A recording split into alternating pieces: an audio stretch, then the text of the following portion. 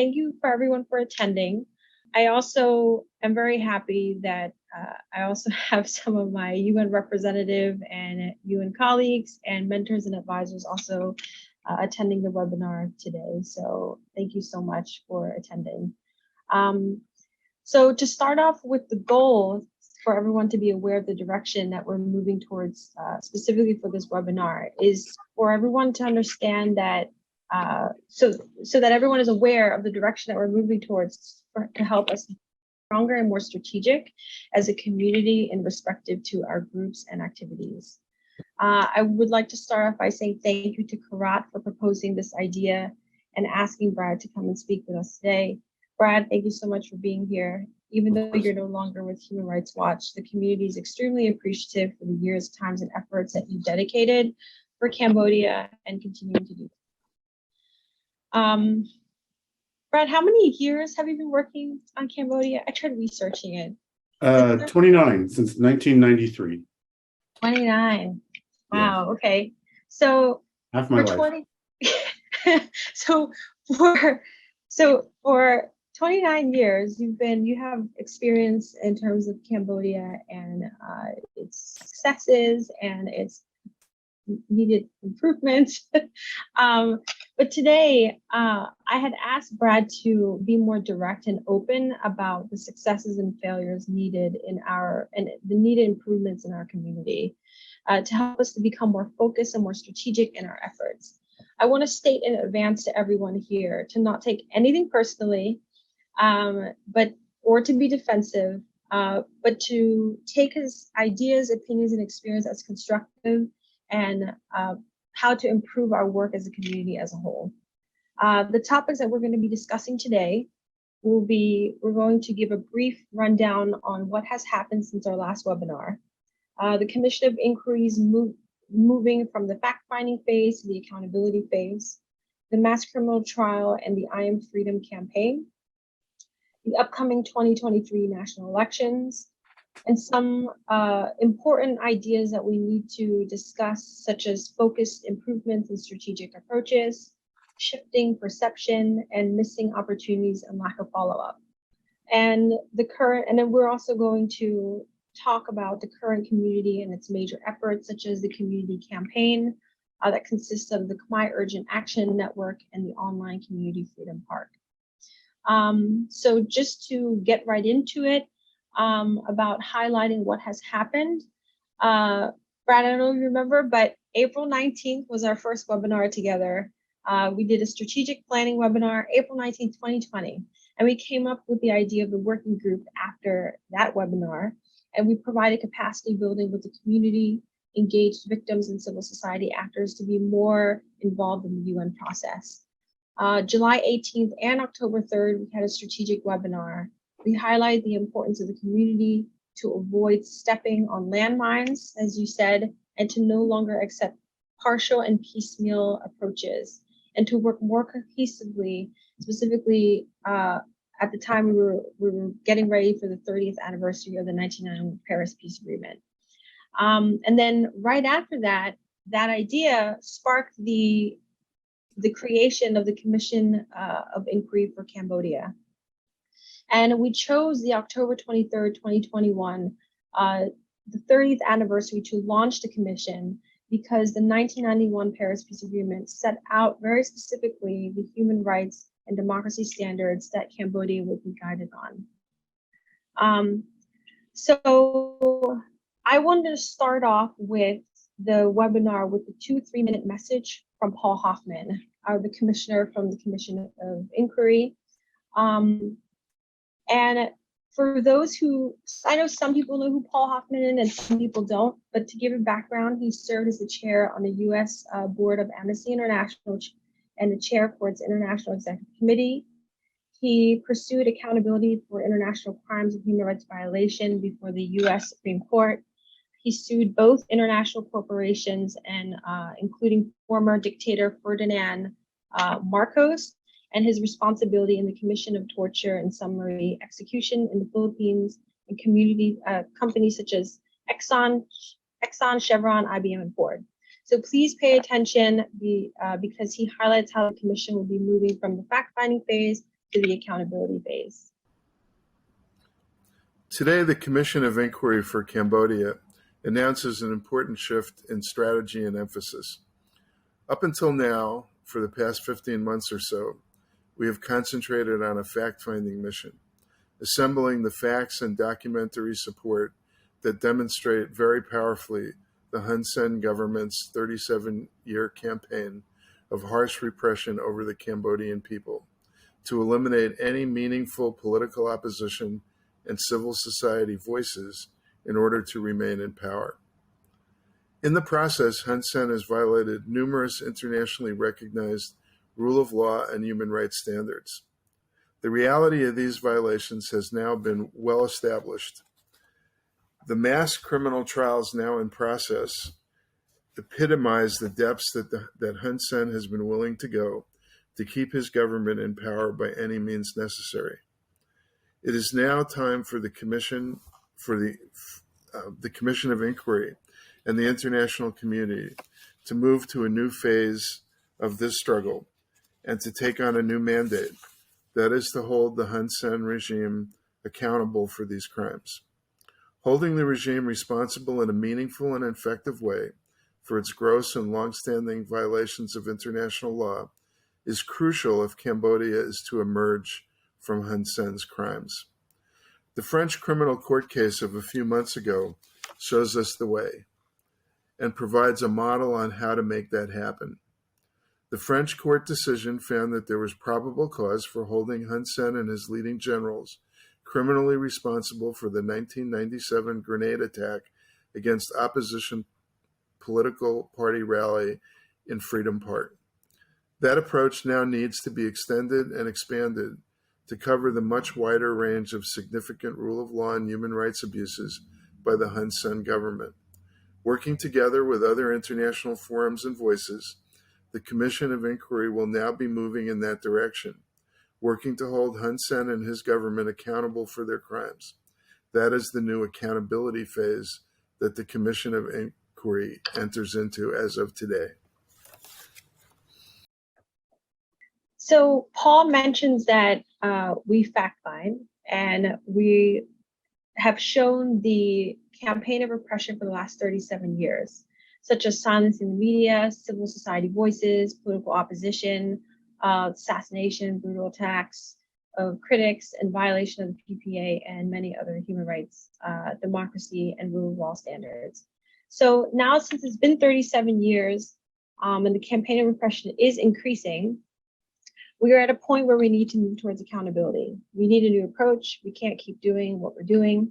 So Brad, based on Paul's message and the Commission's work, what is Paul saying that's important, and how does this show the idea that we're no longer stepping on landmines and that we're no longer taking and accepting the partial piecemeal approaches that you mentioned before?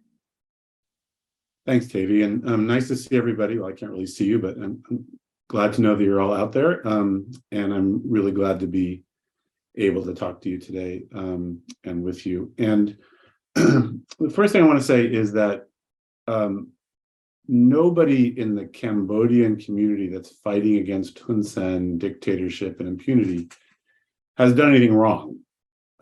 It's not your fault that there's a dictatorial megalomaniac in power who has stolen billions of dollars from the country and impoverished very, very many people, put hundreds of people in prison, and killed hundreds of people over the years. There are lots of different strategies and tactics to take in these kinds of situations, and I've talked to all of you about this many times, and it's different in every country. I've worked on Burma and Afghanistan, India, Pakistan, China, all over the region, and it is not one size fits all. So one thing I want to say is that because the fight against impunity and dictatorship is so hard, the fact that you don't succeed does not mean you've failed. It's really hard to dislodge dictators. They don't want to leave. They amass all sorts of power, both physical power, guns and soldiers, softer power, money, cronyism, and it's very hard to move them out. And that's why we see so many dictators around the world who've been in power for a long time. Hun Sen has been more successful than many, unfortunately. And I think he's also been lucky at times. And sometimes that's how dictators can stay in power so long. So I don't want you to think that everything you've done or everything we've all done has failed or been the wrong approach. But it's always good to reassess. Let me just tell you a little bit about the French case, because that's an approach that is starting to have real consequences. I just want to be clear about why that case happened. It happened in France because a French citizen, Sam Ranzi, was harmed in a grenade attack in 1997. And therefore, he had what is called standing to bring a case in a French court. A non-French citizen would not have been heard by the judge that took the case. Because a French citizen filed the case, it's not part of universal jurisdiction. And I'll talk about that later. It's not about international justice. This is about French justice in a French court for harm done to a French citizen. I was able to be basically the main witness in the case. I presented the results of my own investigation, which I worked on from the day it happened, because I was there immediately after the attack and was documenting what happened for the UN. And then I continued to work on my own after that. And then when I joined Human Rights Watch, I continued to work on it. And we developed a lot of facts, as has the UN separately and has the FBI. And so I was able to present all that to the judge. What can we learn from this? First of all, that old cases where there are real victims, real consequences, and the facts are strong and clear, can still lead to some form of justice in a democratic country that has an independent court system. I can tell you that this judge went up against the French state. French Foreign Ministry and the French Justice Ministry did not want her to come out with findings against Hun Sen and the people under him. And they opposed even serving the summonses to Cambodian officials in Cambodia. But in the end, because she's independent and works in an independent court system, she was able to do this. Another thing we've learned is that citizens of other countries, and there are many Cambodians who have dual citizenship or have taken on the citizenship of another country and stopped their Cambodian citizenship. If they are harmed, they can possibly have standing to file other cases. And I think this is something that your community should look at very carefully. If you live in the United States, if you're a US citizen, or in Canada, or in France, Belgium, Australia, any country that has Germany that has an independent court system, if you've been harmed by some action of the Cambodian government that amounts to a violation of that country's law. So in France, attempted murder, which is the crime against Sam Ranzi because he was harmed in the grenade attack, he was hit with some grenade fragments. Attempted murder is a crime in France, and therefore a French citizen who was the target of that had standing to bring a case. So if you have, for example, been the victim of torture in Cambodia, if you've been the victim of trafficking by the authorities, if you've been the victim of a land confiscation, if you've been a victim of an arbitrary arrest that caused you harm, in other words, you were put in prison for no good reason, you might have the opportunity to file a case in your court, in the country where you have citizenship, and name the individuals who are responsible for that. So that can be Hun Sen on down, depending on the kind of case. In Sam Ranzi's case in France, he did name Hun Sen. And as you probably know, the judge found that Hun Sen was likely responsible for ordering the grenade attack. But French law says that Hun Sen has what's called head of state immunity. So they were not going to issue an arrest warrant to the leader of a foreign government. But Hing Bun Hing and Hoi Piset do not have such immunity. And many of the people who will be responsible for the kind of human rights abuses I'm talking about won't have that kind of immunity. So that's one thing that we can learn. That's a new and different approach.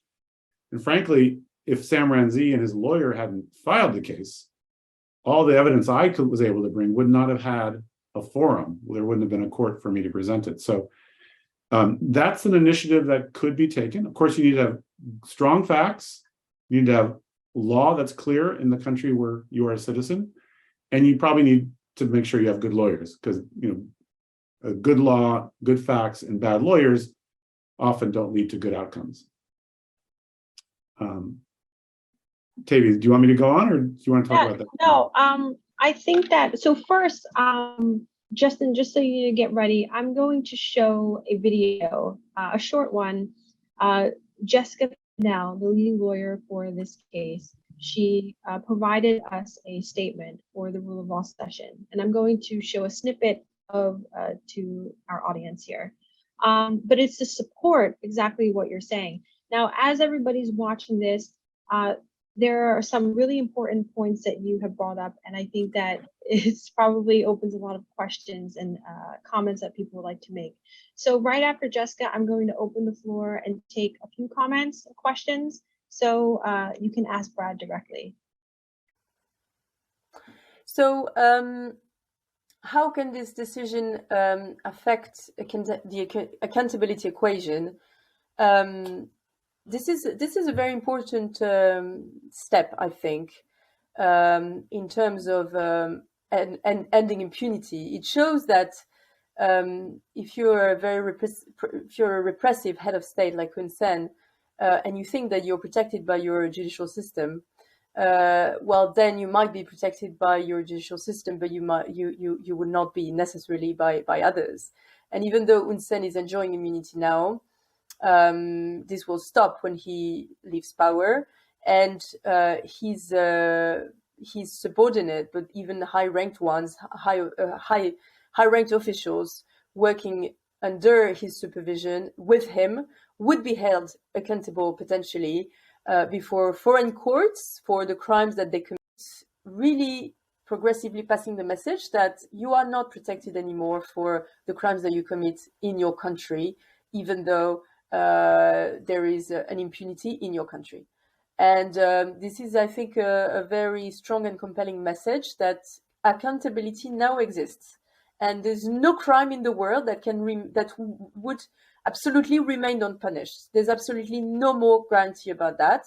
And NGOs, civil society, victims are more and more aware of this, and are more and more using foreign national systems as a tool of ending impunity for crimes committed on the land of countries managed by repressive governments or autocrats like Hun Sen. So, Brad, back to what you had mentioned. You said if there are victims that are US citizen or French-based citizens, they have the ability and the opportunity to bring this case to, how can they do that? What are the first steps for them to be able to bring this case to their country? Yeah, so you don't have to be a French citizen. We've now learned that the French court system will be responsive, so that's great. Every country's law and legal system is different, but basic thing, something like murder, attempted murder, torture, these are crimes in all countries. So there'd be no question about those crimes being on the statute books of those countries. The most important thing you have to have is clear facts. Why did this case succeed so far against Hoi Piset and Hing Buning? Because many of us over many years developed the actual facts to show who was responsible. Part of it was really easy. The Hun Sen sent his bodyguards into the park on the day of the attack, and then those bodyguards pointed their guns at people who tried to chase after the people who threw the grenades. So that created a presumption that there was state complicity. But then lots of other work was done, by people like me and the UN and the FBI and others to develop the facts further. So the judge in the case was convinced that the facts were strong enough to issue arrest warrants and an indictment. And that's a very high bar. So the facts have to be strong. You have to have a good lawyer who knows how to operate in the system. Jessica, the woman you just mentioned, or just saw, is fantastic. She's a really high quality lawyer in France. She has very strong legal partners, law partners that she works with. And they have credibility with the courts. So because a lot of people bring a lot of far-fetched, poor cases in court systems. And judges are very sensitive. They think a case is really not strong. They'll throw it out. And so having a good lawyer, a lawyer with a good reputation in whatever court you're filing is super important. And then you have to make sure that that you have the ability to follow through. And that sometimes means getting witnesses. You may have strong facts, but if a witness can't show up in court, that may be a problem. Now in France, they don't have what's called a hearsay rule. So I was able to tell them things that people told me, and the court could decide whether to believe me. In the United States, more often you'd have to bring the person, him or herself. And I couldn't say what somebody told me, unless and there are exceptions, unless there are exceptions that apply. But that's getting down into the details. If there are cases where people have been harmed by the state, and you can identify individuals who are responsible, and you can identify the harm, and you can identify the law, and you are a citizen of another country, because the Cambodian courts won't work. We know that. I'm not going to waste my time telling you to file cases in Cambodia. It's a complete waste of time. Then you could consult a lawyer in your country and ask them if that country's law and courts would be open to considering your claim. And that's the kind of thing that if people wanted to contact you or Morton, and indirectly me, we could talk about whether or not there's a strong case. Okay. So we have 3 hands, and we're going to go through them fairly quickly. And the first one will be Musapur, Justin. And the next one will be Rudy. Do I go first? This is Sakur. Yes. Hi, Sakur. hi, Brad. Hi. A question. Hi. Question. Does the country, a country that has an independent court is, but does that country have to be part of the universal jurisdiction? No. To sign that. Okay. Good. No. So Sam, just so I can be clear, Sakur. So Ranzi's case, because officially it's Ranzi versus Hun Sen and Khmunity and Hoypiset. That's the official case. Is not based on universal jurisdiction at all. It's based on that Ranzi is a French citizen harmed by these people, and therefore French law is willing to find a remedy for him. Good. Question number 2 and 3 together. Does Hun Sen have to be, can Hun Sen, when he is no longer the prime minister, can the French police court go after him in Cambodia? Question number 3, what if this French judge is a good judge? What if she or he is no longer in that case? Will that make a difference to the case? Okay, good questions. If Hun Sen leaves his office, he no longer has head of state immunity. And he would be subject to an international arrest warrant, just like we expect that Khmunity and Hoypiset are.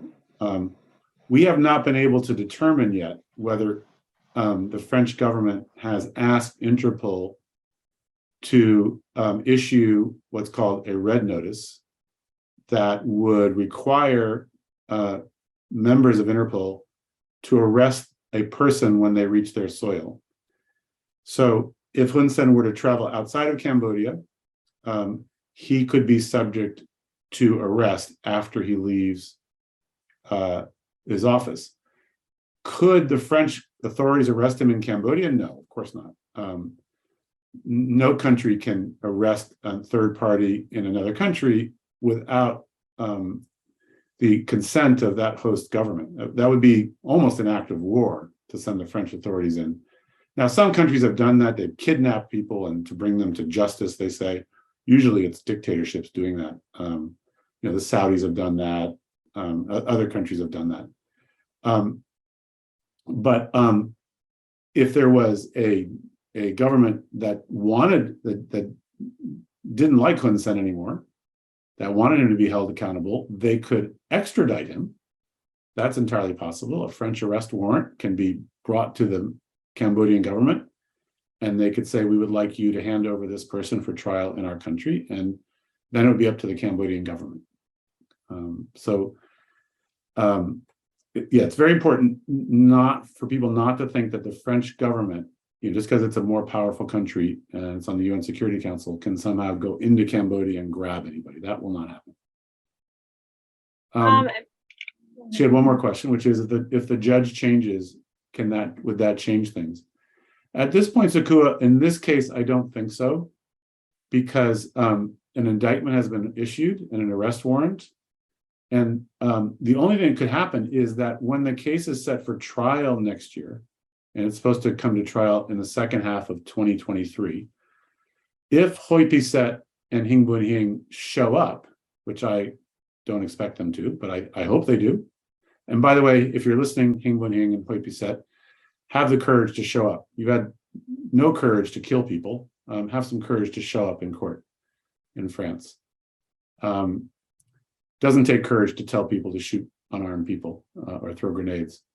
But if they show up, they have the right to a defense, and they should. And a fair trial requires that everybody's charged with a crime has an opportunity to present a defense. And maybe they can come in and show that we were all wrong, that we misunderstood what happened on March 30, 1997, and that they had nothing to do with it. One way they could do that is by admitting who gave them the orders. And Hoi Piset has already pretty much admitted that Hun Sen gave the orders in an interview with the FBI. But they could come in and offer that. They could ask for immunity themselves from France to point the finger at Hun Sen, but that seems very unlikely. Okay. So let's take one more. And Sapan, I will, when we open the floor later at the end, you'll be the first one to ask the question, okay? Rudy, Justin, Rudy. Hello, Brad and Terry. Right. My name is Rudy, and I spoke on behalf of son and daughter Khmer in Las Vegas. My question is, Mr. Musukio already asked you, I have the same question. What is the French court order of indictment mean for Hun Sen and his two bodyguards? And they have the same question, and you already answered. So, I completely understand that the answer you just gave to us, but from early you brought up that Hun Sen, he's probably has succeeded on a dictatorship. We're going to have a hard time to fight against him. So my question: do you have been working in Cambodia in dedicated, and you have any special gift for us to fight against Hun Sen? Well, it's a very broad question, and I think Tavi has plans for us to get into some of this, specifics. There's things like elections, there's freedom of the press, there's sanctions. There's a lot of angles to this. Tavi, I don't know if you want me to go into them. Maybe I can say one thing that I just want to be really clear about, if that's okay, which is there's a lot of discussion about international tribunals and universal jurisdiction. I just want to say that right now, there is no prospect of the International Criminal Court taking up the grenade attack or any of the other, what we consider to be very important high-profile cases in Cambodia. They are considering a case that was brought about 5 years ago for mass land confiscations that have led to major harms to lots of communities in Cambodia. But that's a different case. And then with universal jurisdiction, I just want to remind everybody that The Sam Rainsy case that I testified in Paris, that's led to these indictments and arrest warrants, was a domestic legal case. Universal jurisdiction is where a country says that certain crimes under international law are so bad that if a person who committed them steps on our soil, we will prosecute that person, even if the victims were not citizens of our country. So that's very different than what Sam Rainsy did. And only some countries have a universal jurisdiction law. And the challenge with those usually is that the people who have committed the human rights violations, and this is usually about things like war crimes, crimes against humanity, genocide, murder, rape, or torture, very serious crimes. Usually those people arrive in a country that has a universal jurisdiction law without a lot of notice. So we don't know about it often until they arrive, and they don't stay very long. And so what you have to do is try to have a case prepared so that when they arrive in a country, you can go to the prosecutor, you go to the police and the prosecutor and say, this person is here. To give you an example, we all know that Net Savun's family, and he have property, expensive property in London. Let's imagine that the UK had a universal jurisdiction law, and he visits there a lot. You could prepare a case with all the facts like we just did in Paris for the grenade attack, give it to the police and the prosecutors when you understood that he was there. And they would then, if there was a universal jurisdiction law, they could decide whether the case was strong enough to arrest him. This is what happened to Augusto Pinochet, the former dictator of Chile, when he was in Britain, I think 1999.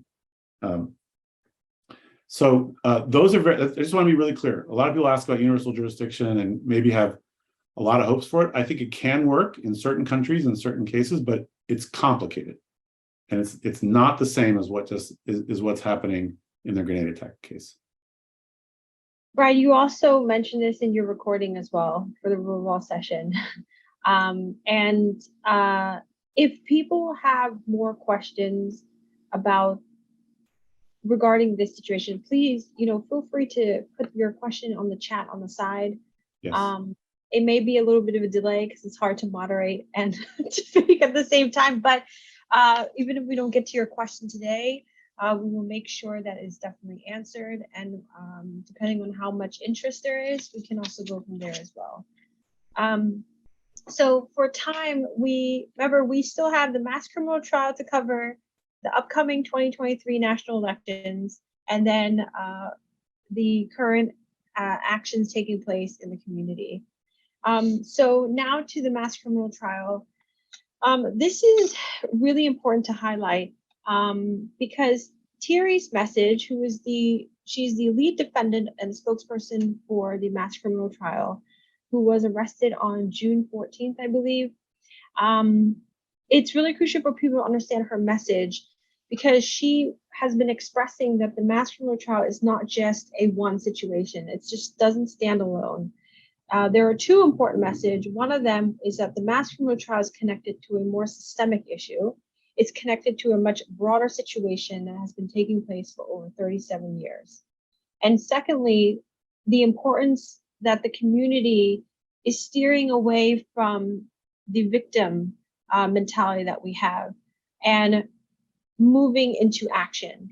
And this is a very extremely empowering message. And before she was arrested and she had dressed up as Lady Liberty, she said this quote, she said, "I am freedom, and it won't just be me found guilty today. All the Cambodians who love freedom, who are genuine Democrats, will be found guilty." Now, I want to really highlight the difference between free Thierry, the idea of free Thierry, and then I am freedom, right? And this is not to say this predominantly applies with the Cambodian community. I don't want to say any other country when they use the word free in the beginning of what it is that they're advocating for. But the idea of free, I mean, there has been so much violations for the last 30, 40 years in Cambodia.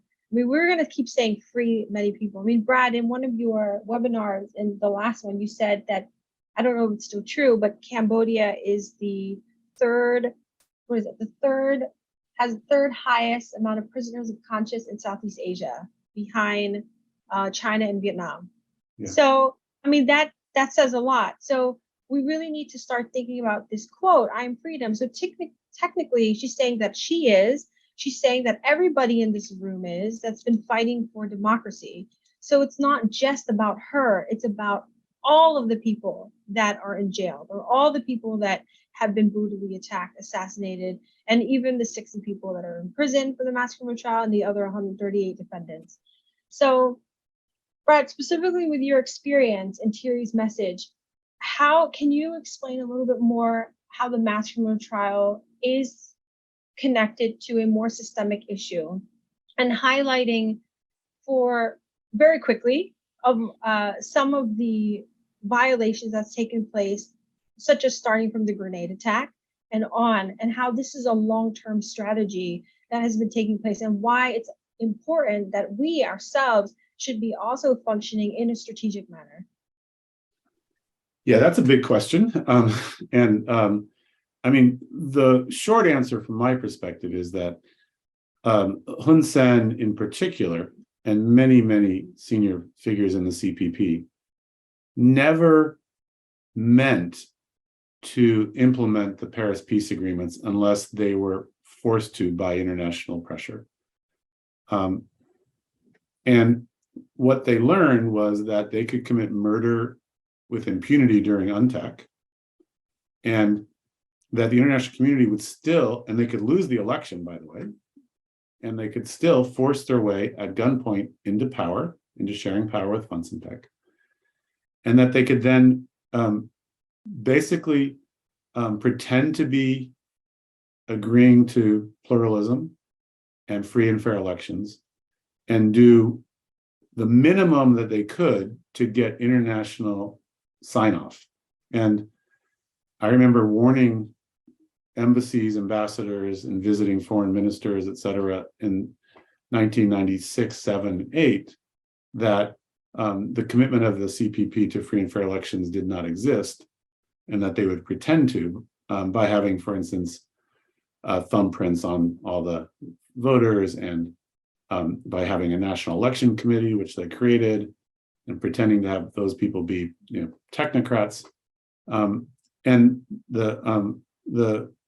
the human rights consequence of this was that for the first 5 years after UNTAC, there were very few political prisoners. There were some arrests, and usually international pressure and domestic pressure led to the people being released.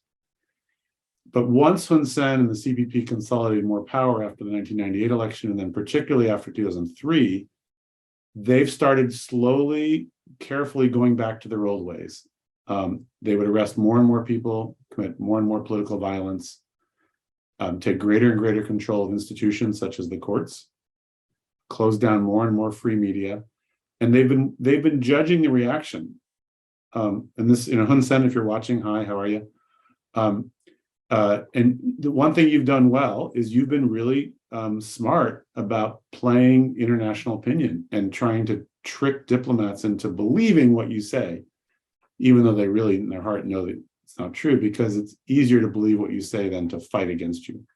And so these mass trials are the culmination of years and years of a strategy by Hun Sen to slowly make the noose tighter around the neck of civil society and the media and the opposition, engaging the reaction, and seeing that, well, the sanctions we get aren't very important. They're not really hitting us where it really matters in the economy. They're not having their assets personally frozen. I mean, Hun Sen's a billionaire, and I don't think he's lost $1 to sanctions, which is a scandal. And yes, there's a lot of criticism from abroad by foreign governments, and they don't consider our elections to be free and fair anymore. But we're still okay. So I think this last trial with Thierry, there would have been discussion between Hun Sen and some of his closest advisors about what the risks were. they've decided to take the risks and see what the response is. Now, in some cases, they've gone too far, like with Sokua. When they arrested her, I mean, there was no way they were going to be able to keep Sokua in prison indefinitely at that time. Sokua, I don't know what you think, but I think now that might be different because they're in a stronger position than they were. Or put it this way, the rest of the world is more distracted and less focused on the human rights situation in Cambodia than they were. So I think this mass criminal trial is a big test. It's a test of Cambodians inside the country, of Cambodians outside the country, and of international relations to see what happens at the UN level, what happens in bilateral relations with the US, with France, Australia, Germany, what happens inside ASEAN. And so we'll see. And that's why we're having this conversation, right? Because we want there to be a strong reaction. We want the cost to be very high for this kind of action. And that's where, I think that's where a lot of people on this call have an important role. So this is where we move to action now. What types of strong, influential actions can we take?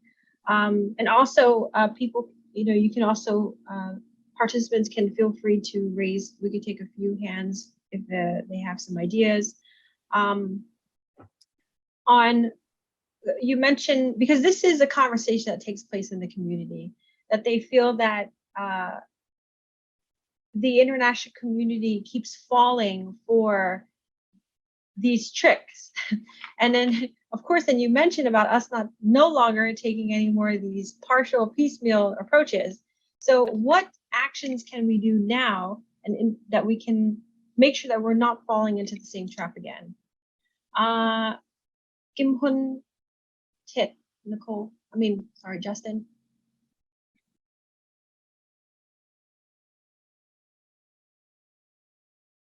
Justin, Kim Hun you can bring her up to speak. So Brad, while we're doing that, what response do you have? It looks like So she's you here hear now. me? Oh yes, we can hear you. You want me to ask a question to Brad, right?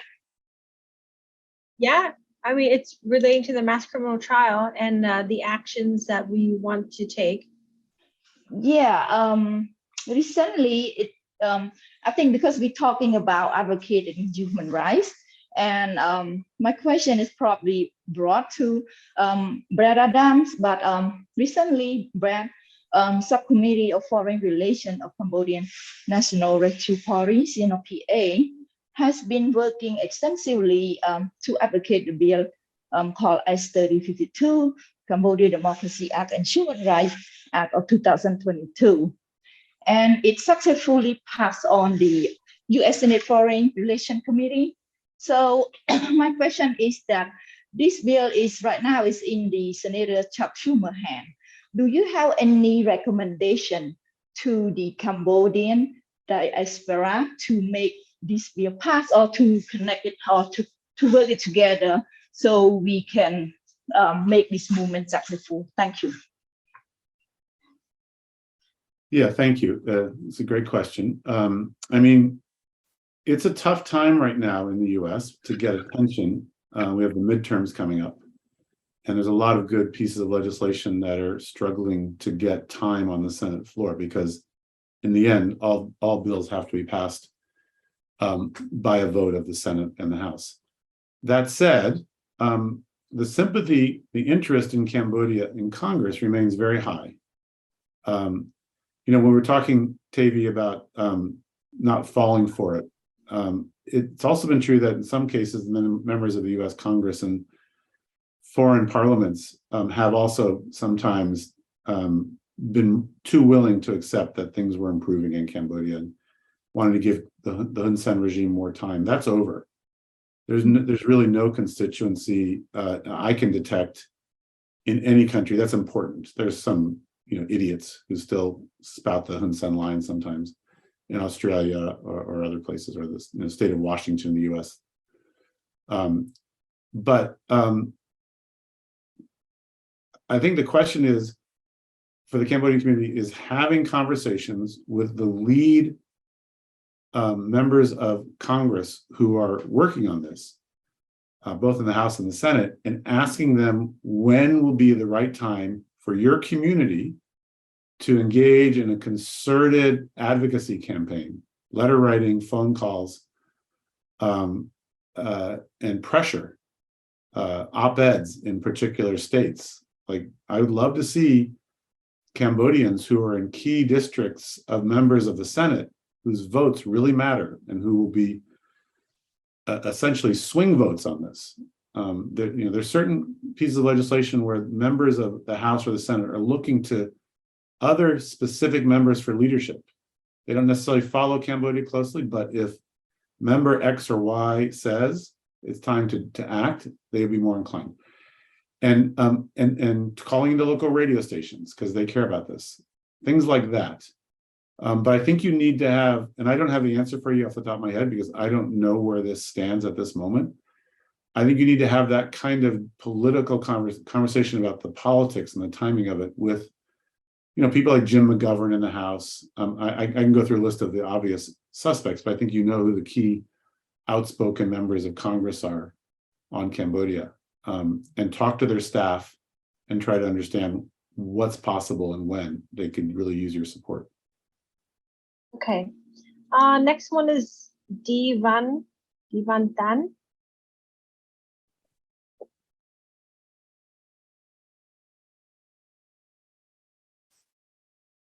Please unmute yourself.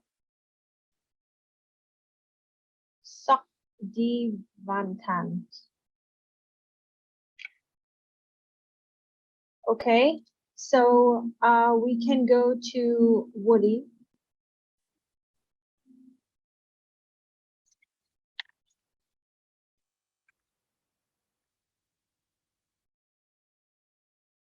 Okay, then we can go to Larry.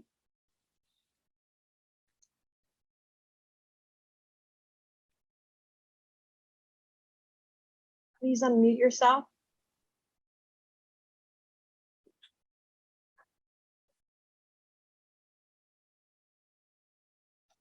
Okay. I wonder if there's a technical problem, Tavi, if all these people can't unmute themselves. Yeah, I Is don't there know. a universal mute button that's been applied on them? No, we can't unmute them. Okay, so oh, there he goes. Unmute. Hi, David. Yes. Do you hear me? Yes. Hi, Brad. Hi. Actually, my question is this. Any U.S. citizen who are being charged by Cambodia court as treason, right? Due to outspoken in social media against Hun Sen tyranny regime. How should they do if they don't show up in Cambodia court? Well, you're saying that there are Cambodians who've been charged in Cambodia. Citizen.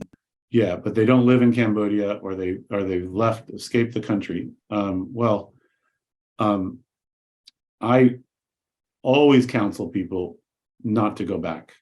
I mean, I actually would say that I was hoping Thierry wouldn't stay for her trial because it was hard to know, but I was convinced that she would be convicted and given a very long sentence, and I didn't want that to happen to her. She's very brave and courageous, but I would have liked her voice to be free, even if outside the country. And I would say the same for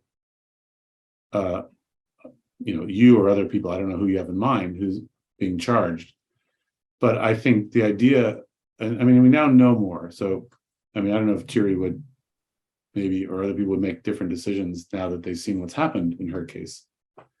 But until we see the Cambodian government release them or start behaving in a different manner, I think going back is certain to lead to arrest, conviction, and sentencing. And I'm not sure how having more political prisoners in Cambodia's prisons actually is a good strategy. So I wouldn't go back. That's what I'm saying to you. I would not go back in this environment right now. So Brad, you had mentioned some points, especially answering the question to the participants about overall really being more influential and being more active especially with the representatives and different leaders like member states, right? So I wanted to talk about the Khmunity Campaign and where the idea came from. So the Khmunity Campaign is providing the community an effective way and advocates to amplify these voices together in a very synchronized way.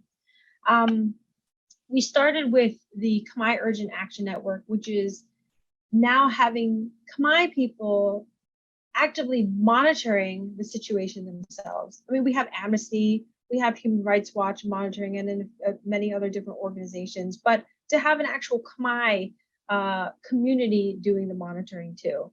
And then also writing letters, petitions, which is something that we can talk later with the community on and during their rallies on how we draft petitions with very strategically so that they can all use it as a community to share, to either send to the president or send it to a House of Rep, a senator, a congressman, or a representative. Now, you mentioned this terminology before, this influential opportunity that Human Rights Watch uses. Can we talk about that and how the Khmer Urgent Action Network can be a part, like, can be an influential opportunity? Oh, and to mention the Khmunity Freedom Park as well, which is the online rally. It's not to replace actual in-person rallies, so people understand this, but it's a place that, since they closed Freedom Park in Cambodia, why not create a Freedom Park where everybody can attend for free everywhere around the world? So it's very organized, and but we would. What are your thoughts on that? Yeah, I mean, I love that idea, and congratulations for whoever thought that up. I think that's a really great idea. And by the way, it might not take off right away, but it's the kind of thing that if you keep working on, I think will end up becoming quite popular and have a lot of engagement. I mean, an influencing opportunity is really identifying strategic points where you're going to take action. It's not that complicated, or that's smart, but it's having a calendar of events, and also being flexible and dynamic when you see that things happen, being ready to respond in a strong way. And the Urgent Action Network you're talking about, something that Amnesty has done for the last 40 years to respond to crises, and often they were arrests of prisoners of conscience, but could be other things. And to make sure that that these kind of events receive the kind of strong coordinated response that would be noticed by the people responsible, by the perpetrators, and also by people who have influence from the outside. And so, we always try to identify when we think there's an influencing opportunity. We try not to, for example, write a press release or write an op-ed or schedule an event on something if we think that there would be a better time to do it. So sometimes it's just the wrong time to be doing something that involves a lot of effort and time. So that's a big part of it. One of the things I was mentioning to you recently, Tavi, is also just as a tactic, if you do start talking to members of Congress or members of Parliament, and I see someone posted a question in the chat about Australia and Britain and France, you always want to leave them with something that they need to get back to you on. So you need to leave them with an action. That's part of ensuring that it's not just a one-time conversation that it's over. So you're asking them to do something, to provide you information or to take some action and report back to you. And you also want to offer to do the same to them. But more importantly, get them to commit to doing something beyond the end of your conversation. So that's the kind of thing we call influencing opportunities, because the people you're talking to are overwhelmed with people making requests, and you need to do something that keeps your request in the front of their brain and where they feel like it's important and urgent. Brad, can you please, and please don't hold back, because this is so important for the community to hear. you were talking about letter writing, and importance of asking. Can you talk about how we should be improving our letters compared to how it's written now and how it should be written? Yes, I'm very happy to do that. And then I'll respond to a couple of things in the chat very briefly, if that's okay. I get a lot. I was telling Tavi, I'm very appreciative of the time and effort people take to write letters to me or to Human Rights Watch, and I know you write letters to other people. What I would encourage you to do is write letters that ask for specific action, not letters that say the situation is terrible, please do something, or please help our Khmer people or Khmer community. And I know that everybody has ideas about what specifically can be done. And I think that it's really important to be as specific and as strategic in your communications as possible, because you want the person receiving it to feel like, okay, I know there's a problem in Cambodia, but I'm not sure what this person is asking me. You want them to think, oh, this person is telling me about this problem. I care about this, but they also have a good idea. And so the main purpose of your communications is to make specific requests, give recommendations that are actionable, things that the recipient can actually do. Like I'd like to remove Hun Sen from power, but I can't. That's not something I can do as a member of an NGO or a human rights activist alone. I'd like to put him in prison, but I can't, because he deserves to go to prison for all the human rights abuses he's committed over these years. So be very specific and clear about what you want. And frankly, that's what we want as recipients of these kinds of communications. We're looking for good ideas, and we're looking for people to partner with who are strategic. We don't really want to get letters just saying do something, because you can assume almost everybody who's receiving such a letter already knows the situation in Cambodia is bad. So that doesn't tell us anything that we didn't know. I mean, sometimes you might talk about a specific case that we don't know about, in which case you can ask for specific action. So I don't know, Tavi, if that addresses your question, but it's important not to waste the valuable opportunity you have. And that's, I guess, kind of another part of the influencing opportunity. By writing a letter to a State Department official or a member of Congress or a senior staff member and fail to like make a specific request or demand or show that you have the kind of sophistication that would make them want to respond to you. Thank you. Yes, that's clear. And if you want to go to the chat, you can. Just so you know, we are time is flying by, and we still have one more to go. And I really want to leave the floor for people to talk to you and ask questions. Okay, I'll be very quick, Tavi. The first one is can the Paris Peace Agreement be the legal instrument to remove Hun Sen? No. Stop thinking that. Don't dream. No. That's over.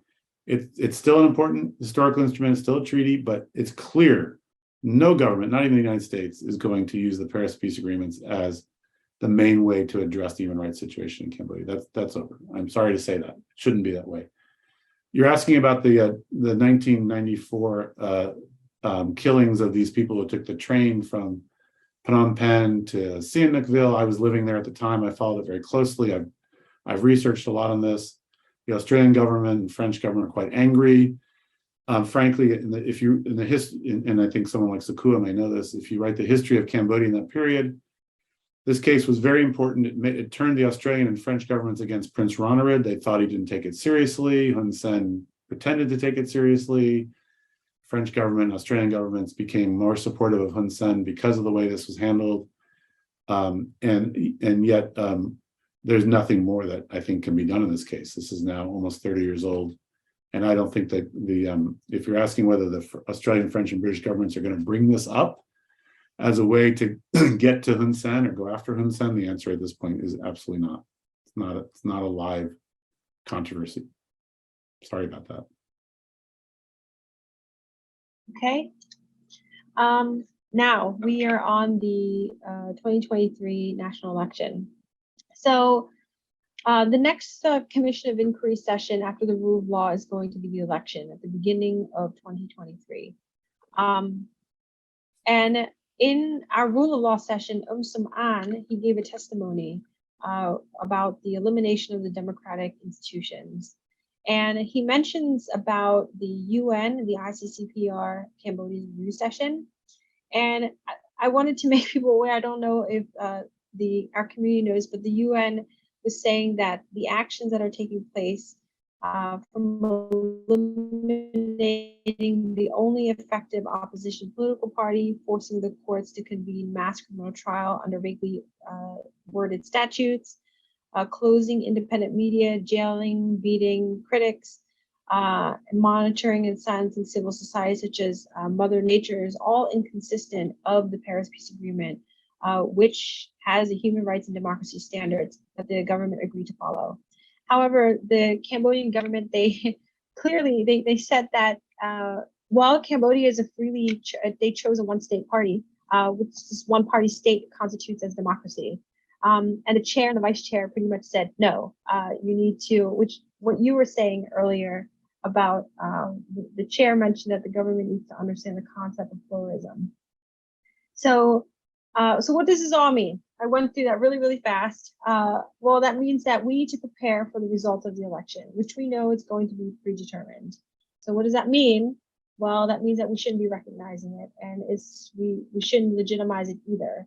Why? Well, because it's predetermined. So this is where I know a lot of people have questions. And as for we should be, I'm going to open the floor for people that have ideas or questions about this. But as people are preparing and thinking solutions to share, what can we do? Can we get an internationally supervised election? And what actions can the community do to move in that direction? Everyone can raise your hand if you have questions. But that question is to you, Brad. Well, I've said this before, and I think that it's very important to not give legitimacy to an illegitimate process. And I don't think that there are any. I think all governments have their own positions now. So the US, Canada, EU are not going to take the election seriously. Japan is going to take it seriously and pretend. And South Korea probably to a lesser extent, but also probably on the Japan side. So among important democracies around the world, I think the attention should be focused on Japan in particular, because they're constantly giving legitimacy to Hun Sen, and to secondarily to South Korea.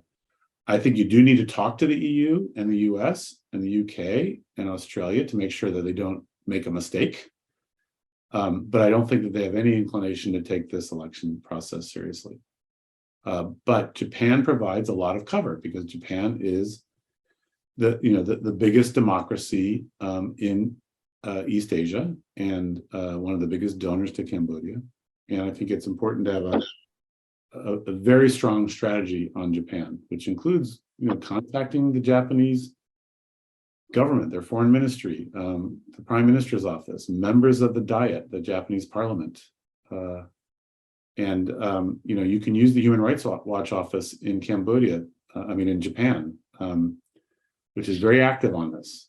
But I think it would be great value to my former colleagues, and I'm happy to put you in touch with them, Tavi, if they could have Cambodians with them going to see the Japanese officials and explaining to them why it's immoral to be supporting an election process that they know is not serious and not real. I know there are different opinions about this in the Cambodian community. Some people say, yes, you're absolutely right, and of course it's going to be rigged, but we need to participate to keep people engaged inside the country, to have them not become too depressed or too pessimistic about the possibility of participating in politics. And yes, they won't get elected, but at least there's energy that comes from this. And I understand all that. And I'm not And that's for Cambodians to decide. I'm just telling you from the international perspective, that if Cambodians turn out in large numbers, if you have a lot of political parties, there will be countries like Japan, not to mention China, India, ASEAN countries, that will try to pretend that, well, it's not a perfect election, and yes, some of the members of the opposition are banned, but look, there's this young new person, and they ran, and they were able to have a party, and they were on the ballot, and they held some rallies. Look, there's photographs of these people at rallies, and they handed out some campaign information, and see that it's of course, yeah, we would like it if the rest of the opposition could participate, but see this we're rebuilding democracy. This kind of argument, which is ridiculous, is out there, and you don't want to do anything. I think you don't want to do anything to allow that argument to be taken seriously anywhere. I think what you want to do is you want to make it clear to the world, this is a one-party state, it's a rubber stamp election, it's not serious, and therefore this government that comes out of it is not legitimate. Okay. There is a question on the side for you, and yes, the floor can be open. Just raise your hands.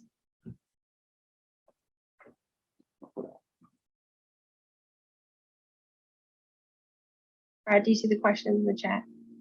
Yeah. Oh, you want me to respond to the question right now? Yes. So the last question is, can Cambodians, besides politicians, sue Hun Sen in the ICJ for crime? The answer is no. The International Court of Justice, which is in The Hague, that's different than the International Criminal Court. Maybe someone could mute. Yeah. The International Court of Justice in The Hague is for cases brought by one country against another only. So we have the Myanmar case, which I've worked on a lot, for the genocide against the Rohingya. Gambia brought a case against Myanmar at the International Court of Justice in The Hague, but no Rohingya or Burmese citizen could do that. It only is one country against another. So forget the ICJ. No, it cannot be used by Cambodians. The International Criminal Court's also in The Hague, but we've talked about that. That's for individual criminal responsibility brought by the ICC prosecutor. But I don't think that the ICC prosecutor is going to bring any case on Cambodia anytime soon.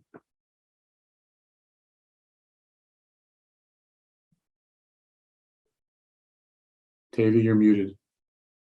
Sorry, I said I want to go with Sapon first because he did raise his hand in the earlier one, and then we can go to Musuku afterwards. Justin, can you have Sapon speak?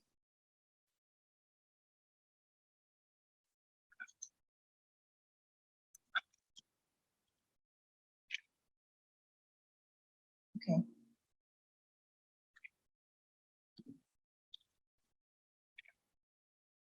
Oh,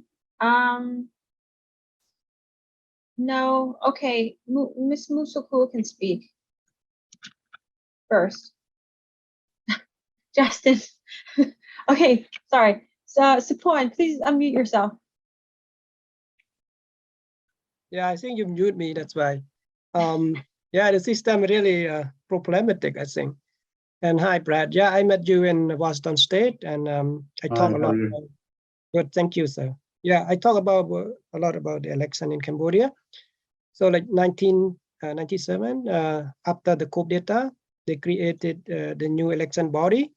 So I see the same pattern in 2017 when they dissolved the CNRP and the new election body has been created.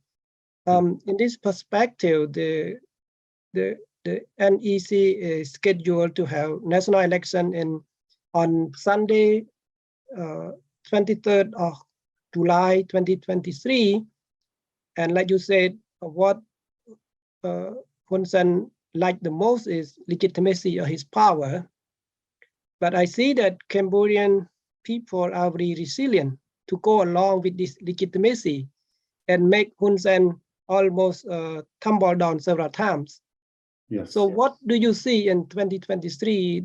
I think between Candlelight Party and CNRP outside, Candlelight Party inside, and all the community around the world and the Cambodian people that has been very resilient and know very clearly the tactic that Hun Sen has been using, the same and the same again and again repeatedly. So you think there is some prospect or change in 2023? What do you see? Thank you. That's a good question. I mean, I'm always hopeful. I've been wrong over and over again, though, because I did not think Hun Sen could last this long. I didn't think the Cambodian people would accept it, and I also thought people in the CPP would turn against him, and it has not happened yet. Look, I think participating in the election is a mistake, but as I said earlier, Cambodians can have a different opinion. But I think it would also be a mistake not to use the election as an opportunity to organize and rally opposition to the fact that it's a fake election and that it's a one-party state and that the opposition is banned and that they have to play this game of having the Candlelight Party inside and the CNRP outside. And by the way, nobody's fooled by that. And I expect that if the Candlelight Party starts having any prospect of success, a lot of its candidates and leaders will be either disqualified or arrested. So there's no way to sort of trick Hun Sen by having a Trojan horse of the Candlelight Party or any other party get elected and then say, oh, actually we're connected to politicians who have been banned. But I do think it's an opportunity to organize and to engage in demonstrations and protests. And to keep awareness high. Elections do provide that opportunity. And again, in terms of influencing opportunities in the months before the election, it's a lot of work that needs to be done to get into the international media, get into other countries' domestic media, whether it's Indonesia or Japan or France or the UK or the US. It'll be very important for you all to be very active and be outspoken. Find ways to get stories written about how terrible this dictatorship is and how Hun Sen is one of the longest serving dictators in the world, and they're going to have yet another fake election where the people who probably would win the election are not allowed to take part. All that will be very important. Okay, Justin. Oh, there you go. Ms. Muksupur. Thank you, I'm back. Brad, you said that 2017 2018 elections, the international community, most of them rejected the result, called it as fraud, not free, not fair, with strong statements. It only lasted for a couple of months. Yeah, and now Hun Sen is the legitimate Prime Minister, Prime Minister Hun Sen, Chairman of the ASEAN. How's that? 2023, if we don't participate, the whole thing's going to go the same way. Chairman and then Prime Minister of Cambodia again. So where do we go from there? Even if we don't participate, the international community has its own interests and it's very short in its own memory and commitment to human rights and democracy.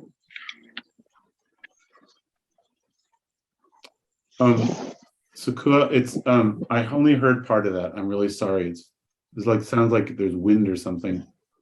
Not a great connection. I think what you're saying is that whether the international community thinks the elections are illegitimate or not, Hun Sen can carry on, and therefore why not participate? Look, I'm not going to argue with you, and I think you're a member of a political party, and you have your own reasons for wanting to participate. That's what you decide. And I'm not going to try to persuade you otherwise. I think that if you look at the whole picture about where Hun Sen's legitimacy comes from, an important part of it is what the international community thinks of his leadership and how he remains in office. And what I'm concerned about is any risk of backsliding in what is a pretty strong unified opinion among democracies. Now, non-democracies don't care, we know that. And then some, like Japan and South Korea, decide that their political and economic interests are more important than their principles. But I don't want to make it easy for Hun Sen or Japan to and others. People like Tony Kevin, for example, is still campaigning about in favor of engagement to engage, and the consequences are not just the view of the election, but things like sanctions, individual sanctions, Magnitsky sanctions, economic relationships with Cambodia, etc. Now, I'm not saying that one way or the other is likely to lead to Hun Sen leaving power. I'm sure that you can't win elections in this circumstance. That's impossible. I am concerned about some people who take the risk of participating ending up in prison, and I don't know how that is a benefit to your movement. There's already enough political prisoners in the country that if one political strategy is to show how bad the regime is, so there'll be a reaction, I think we've already reached that point. So I don't think more political prisoners will be necessary. But again, I will finish my comments on this by saying, you, of course, in the CNRP and Candlelight Party and others, have to make your own calculations about what you think is in your interest and the national interest. And you may come to a different conclusion than I do, which is fine.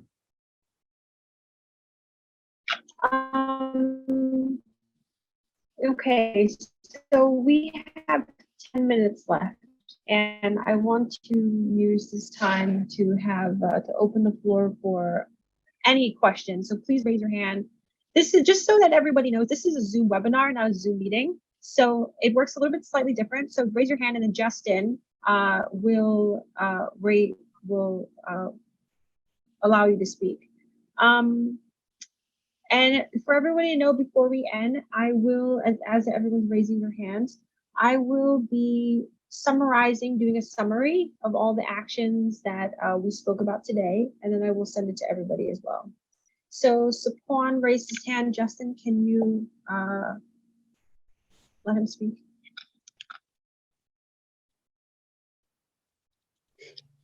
Yeah, thank you again, Brad. Thank you very much. You are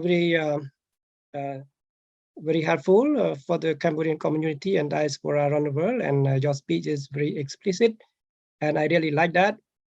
And I just refer to my question on the board here, but I think you cannot read from your end. I don't know. You have been going through a lot of experiences in Cambodia politics, especially you was working there before, and you were advocating for justice reform. And to these few years, I think Cambodia politics under Hun Sen leadership, he has turned almost 360 degrees to weaponize the court, to tame his opponent. And not only the politician or the activists, including the youth environmentalists, and not only the youth, but even though the Facebook user, ordinary Cambodian citizen, he also can accuse them as treason as well, or whatever, yes, and put them in jail as a crime, even though like put mask on the chicken, something like that, you know, or threw the shoe to his picture on the board. So all this, what I observed from my generation, I think the political landscape by Mr. Hun Sen has been changed a lot. He doesn't have just any mean beside all the court. What do you see from this perspective? The court is the last resort for Mr. Hun Sen, and after that, everything will be better in Cambodia? Well, I agree with you entirely. And you know, dictators always grab two things first: the army and the courts. Even in countries where the courts are weak, there's always the risk that the courts could be used against them. So they want to control them. And when I was living in Cambodia from 93 to 98, working for the UN, and one of my main jobs was to try to help reform the courts. And we realized while they were allowing training, they were not going to give up control. They were going to continue to see them as a function of the CPP, not of the state. And they were going to install their people at the top of the Constitutional Council and the Supreme Council of Magistracy. Khmunity, for example, who is was in the top 10 of the CPP Standing Committee, was simultaneously running the Supreme Council of Magistracy, which was responsible for independence of the courts under the Constitution. So it was very obvious that they didn't really believe in the Constitution and independence of the courts. They believed in CPP control.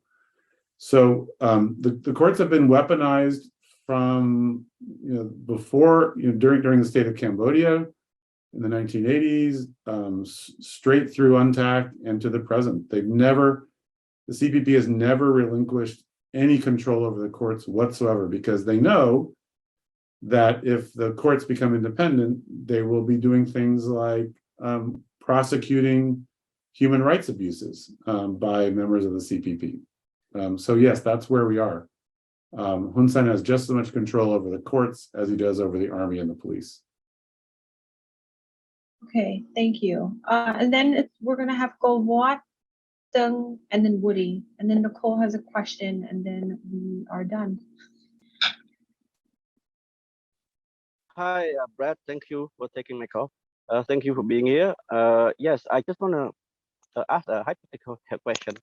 I heard about the election. I just wonder if you would be the leader of the main opposition party in Cambodia, based on your 29 years of working with Cambodian regime, would you be participate in the 2023 election or not, and why? Thank you. Hi, thank you for the question. I mean, I would not. I think it's well, sorry, actually, I don't know if your question is saying if Hun Sen allowed Sam Rainsy to participate, would I? Yes. No, I said absolutely. Sorry, go ahead. No, I would say if you win, if you would be the hypothetical question, if you would be the leader of the main opposition in Cambodia, what is your decision to participate or to not participate? I mean, if the government allowed the leader of the opposition to participate, then absolutely, because I don't think Hun Sen will allow the opposition to win the election. He won't allow the votes to be counted. But I think that would be an amazing opportunity to galvanize public support, to campaign in public, to raise the pressure on the Cambodian government, to show Cambodians in the country and outside and the rest of the world who's popular. I mean, we saw that when Sam Rainsy was allowed back in 2013, the reception he got at the election at the airport in Phnom Penh. We saw it after the 98 election and after the 2003 elections, the huge protests. We know that there's huge public support for the opposition. So yes, if they're allowed, but I mean, it's clear that Hun Sen is not going to allow Sam Rainsy back in, or or Sakua or others to campaign, or Kem Sokha to be completely free to campaign. And he learned in 2013.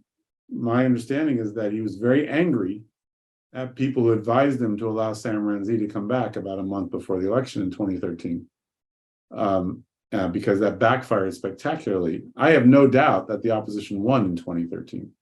It's just that the CPP and the National Election Committee were never going to announce that.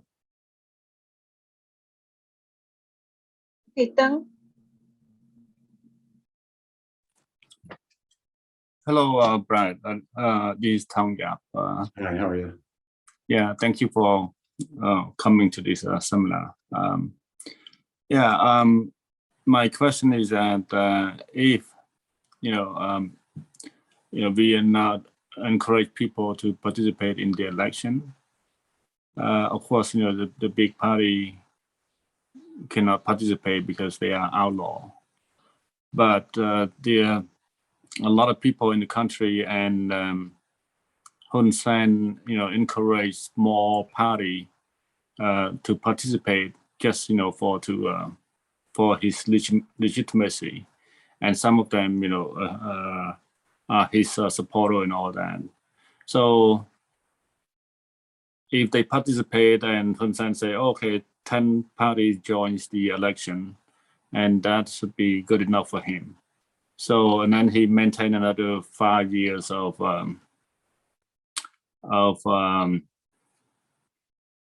ruling. So what can we do? Yeah, so you made some good points here. I mean, Hun Sen and the CPP pay people to create opposition parties. They pay many of their leaders. They pay for their activities. I mean, one thing that we know is that Hun Sen's main political strategy towards the opposition always has been divide and rule, right? We saw that with Funsenpec, and Funsenpec unfortunately fell for that, and they allowed themselves to be divided. And ultimately, when the coup happened, Ung Huat and Yuho Kari and others decided to play that game. Prince Siravut ended up playing along with that. There was a time when Nek Bun Chai played along with that. I can give you a long list of people who somehow thought that they were going to benefit by being divided against their own side. And we've seen many defections, although not that many in recent years. But when Sam Rainsy started the KNP, there were defections. Hun Sen paid people to leave. We saw that in the SRP, and we've seen it a little bit with the CNRP. So, being on the wrong side of divide and rule is a very bad strategy. And I think the small parties that play along this kind of game are simply doing exactly what Hun Sen wants. He wants there to be 10 or 20 parties on the ballot. He'd like them in total to get, 10 or 15% of the vote, but of course not get enough votes to get any seats. So he can say, look, Sam Rainsy is a bad guy. Musaku is a bad woman. We had to get rid of these elements. But, we're open for business politically with everybody else, and just look at all these people. We gave them a chance to go on TV, probably once, maybe twice. And we didn't arrest them. And so look at us.